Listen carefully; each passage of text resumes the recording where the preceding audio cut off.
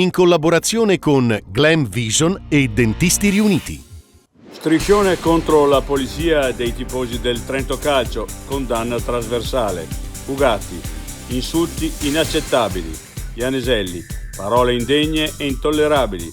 I sindacati, strategia dell'odio. Pari a gasolio nei parcheggi, vuoti per le Olimpiadi. Il comitato vicini al Lago Rai. Inquinano e disturbano.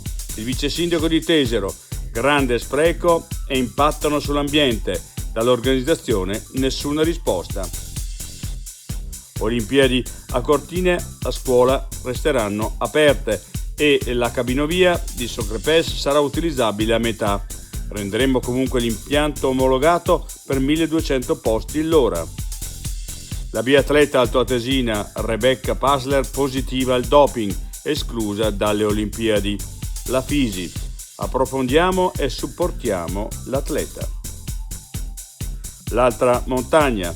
Il problema è che oggi lo sci viene percepito più come svago che come pratica sportiva. Lo sguardo del fotografo Federico Rabersard su cambiamenti della neve. I difetti visivi sono tanti: miopia, astigmatismo, ipermetropia. Il pregio è correggerli con occhiali davvero glam. Con Glam Vision puoi prenotare l'analisi gratuita della vista e poi sfoggiare i tuoi nuovi occhiali che possiamo creare per te. Scopri di più su glamvision.it.